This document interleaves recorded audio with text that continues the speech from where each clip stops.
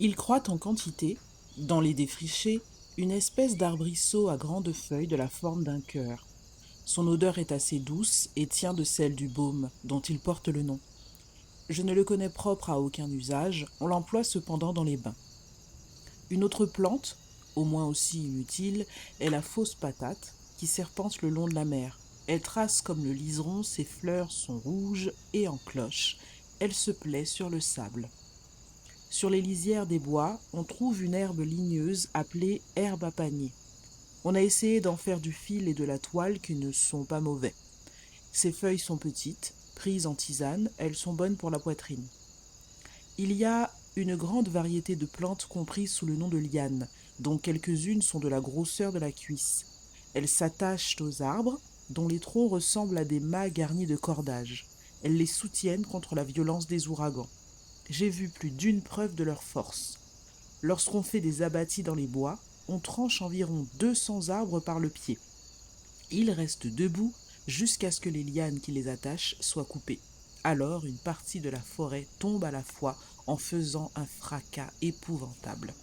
J'ai vu les cordes faites de leur écorce plus fortes que celles de chanvre. Il y a plusieurs arbrisseaux dont les feuilles ressemblent à celles du buis. Un arbrisseau spongieux et épineux dont la fleur est d'un rouge foncé et en houppe déchiquetée. Sa feuille est large et ronde. Les pêcheurs se servent de sa tige, qui est fort légère, au lieu de liège. Un autre arbrisseau assez joli, appelé bois de demoiselle. Sa feuille est découpée comme celle du frêne et ses branches sont garnies de petites graines rouges. Avant d'aller plus loin, observez que je ne connais rien en botanique. Je vous décris les choses comme je les vois, et si vous vous en rapportez à mon sentiment, je vous dirai que tout ici me paraît bien inférieur à nos productions de l'Europe.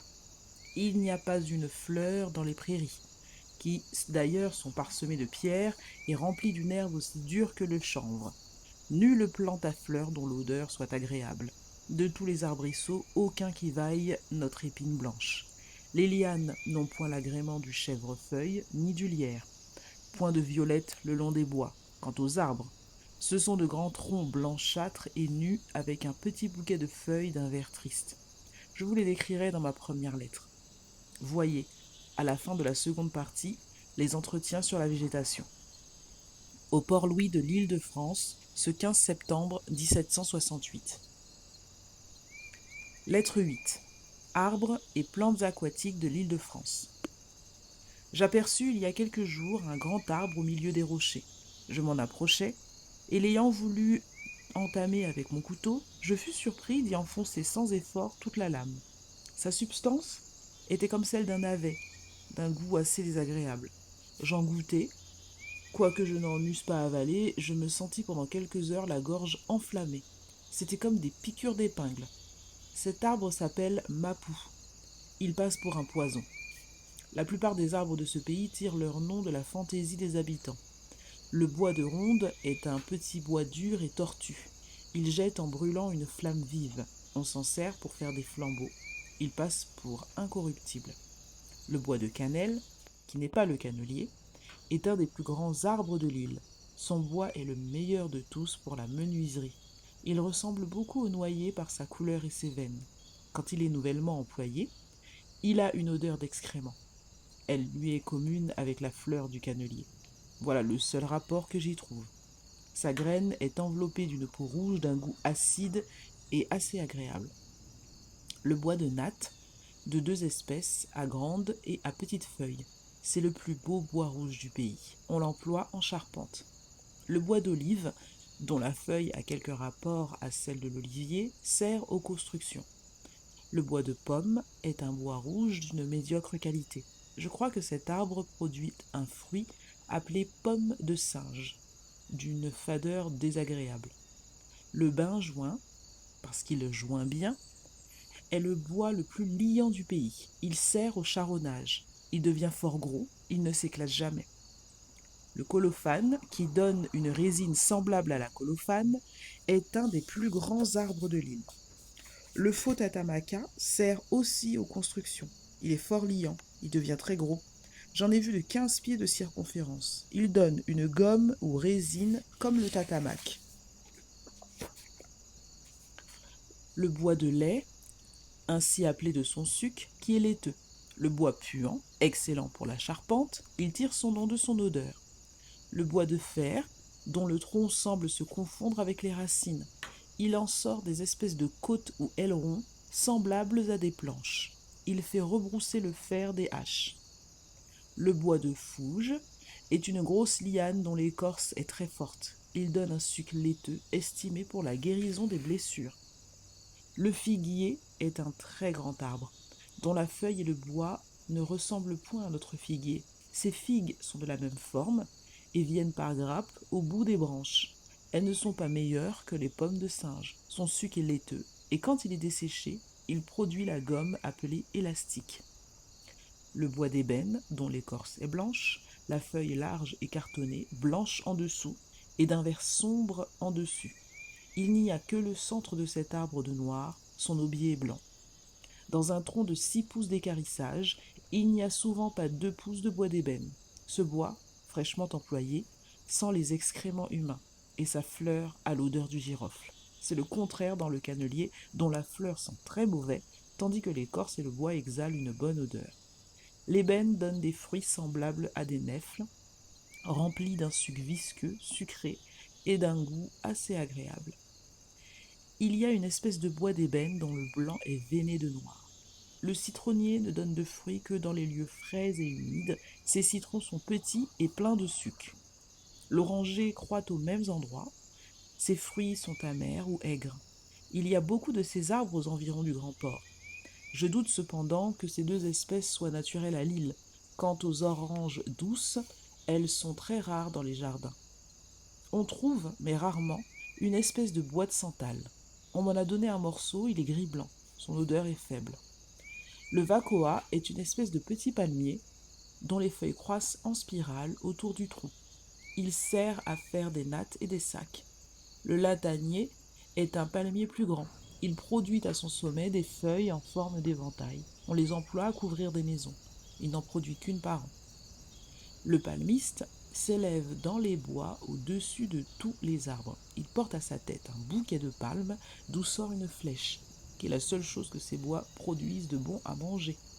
Encore faut-il abattre l'arbre. Cette tige, à laquelle on donne le nom de chou, est formée de jeunes feuilles roulées les unes sur les autres, fort tendres et d'un goût agréable. Le manglier croît immédiatement dans la mer. Ses branches et ses racines serpentent sur le sable et s'y entrelacent de telle sorte qu'il est impossible d'y débarquer. Son bois est rouge et donne une mauvaise teinture. J'ai remarqué que la plupart de ces bois n'ont que des écorces fort minces. Quelques-uns même n'ont que des pellicules, en quoi ils diffèrent beaucoup de ceux du nord que la nature a préservés du froid en les couvrant de plusieurs robes. La plupart ont leurs racines à fleur de terre, avec lesquelles ils saisissent les rochers. Ils sont peu élevés, leurs têtes sont peu garnies, ils sont fort pesants, ce qui, joint aux lianes dont ils sont attachés, les met en état de résister aux ouragans, qui auraient bientôt bouleversé les sapins et les chênes. Quant à leurs qualités utiles, aucun n'est comparable au chêne pour la durée et la solidité, à l'orme pour le liant, au sapin pour la légèreté du bois et la longueur de la tige, au châtaignier pour l'utilité générale. Ils ont dans leur feuillage le désagrément des arbres qui conservent leurs feuilles toute l'année. Leurs feuilles sont dures et d'un vert sombre. Leur bois est lourd, cassant et se pourrit aisément. Ceux qui peuvent servir à la menuiserie deviennent noirs à l'air, ce qui rend les meubles que l'on en fait d'une teinte désagréable. On trouve le long des ruisseaux, au milieu des bois, des retraites d'une mélancolie profonde. Les eaux coulent au milieu des rochers. Ici, en tournoyant en silence, là, en se précipitant de leur cime, avec un bruit sourd et confus. Les bords de ces ravines sont couverts d'arbres, d'où pendent de grandes touffes de scolopendres et des bouquets de lianes qui retombent suspendus au bout de leurs cordons. La terre aux environs est toute bossue de grosses roches noires où se tapissent, loin du soleil, les mousses et les capillaires. De vieux troncs renversés par le temps gisent couverts d'agarics monstrueux, ondoyés de différentes couleurs. On y voit des fougères d'une variété infinie, quelques-unes, comme des feuilles détachées de leurs tiges, serpentent sur la pierre et tirent leur substance du roc même. D'autres s'élèvent comme un arbrisseau de mousse et ressemble à un panache de soie. L'espèce commune d'Europe y est une fois plus grande. Au lieu de forêts de roseaux qui bordent si agréablement nos rivages, on ne trouve le long de ces torrents que des songes qui y croissent en abondance. C'est une espèce de nymphéa dont la feuille fort large est de la forme d'un cœur. Elle flotte sur l'eau sans en être mouillée. Les gouttes de pluie s'y ramassent comme des globus de vif argent.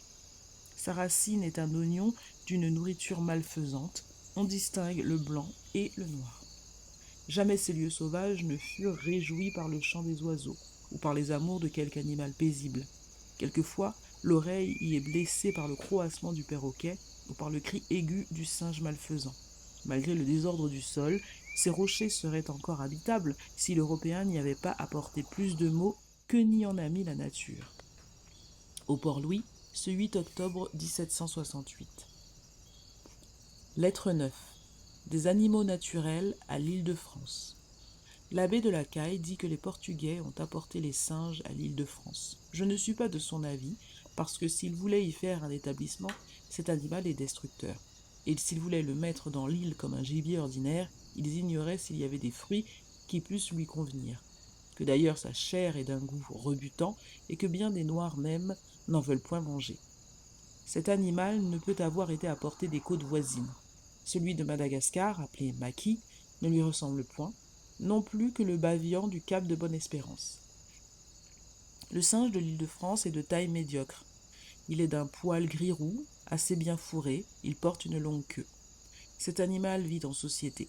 J'en ai vu des troupes de plus de 60 à la fois. Ils viennent souvent piller les habitations. Ils placent des sentinelles au sommet des arbres et sur la pointe des rochers. Lorsqu'ils aperçoivent des chiens ou des chasseurs, ils jettent un cri et tous décampent. Cet animal grimpe dans les montagnes les plus inaccessibles. Il se repose au-dessus des précipices, sur la plus légère corniche. Il est le seul quadrupède de sa taille qui ose s'y exposer. Ainsi la nature, qui a peuplé de végétaux jusqu'à la fente des rochers, a créé des êtres capables d'en jouir. Le rat paraît l'habitant naturel de l'île. Il y en a un nombre prodigieux. On prétend que les Hollandais abandonnèrent leur établissement à cause de cet animal. Il y a des habitations où on en tue plus de 30 000 par an. Il fait en terre d'amples magasins de grains et de fruits. Il grimpe jusqu'au haut des arbres où il mange les petits oiseaux. Il perce les solives les plus épaisses. On les voit, au coucher du soleil, se répandre de tous côtés et détruire dans quelques nuits une récolte entière. J'ai vu des champs de maïs où ils n'avaient pas laissé un épi. Ils ressemblent à nos rats d'Europe. Peut-être y ont-ils été apportés par nos vaisseaux. Les souris y sont fort communes. Le dégât que font ces animaux est incroyable. On prétend qu'il y avait autrefois beaucoup de flamands.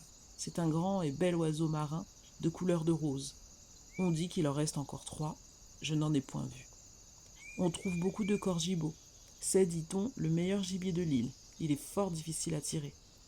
Il y a des pailles en cul de 2 sortes, l'une d'un blanc argenté, l'autre ayant le bec, les pattes et les pailles rouges. Quoique cet oiseau soit marin, il fait son nid dans les bois. Son nom ne convient pas à sa beauté. Les Anglais l'appellent plus convenablement l'oiseau du tropique. J'y ai vu plusieurs espèces de perroquets, mais d'une beauté médiocre. Il y a une espèce de perruche verte avec un capuchon gris. Elles sont grosses comme des moineaux. On ne peut jamais les apprivoiser. C'est encore un ennemi des récoltes. Elles sont assez bonnes à manger. On trouve dans les bois des merles qui, à l'appel du chasseur, viennent jusqu'au bout de son fusil. C'est un bon gibier. Il y a un ramier appelé pigeon hollandais, dont les couleurs sont magnifiques, et une autre espèce d'un goût fort agréable, mais si dangereuse que ceux qui en mangent sont saisis de convulsions.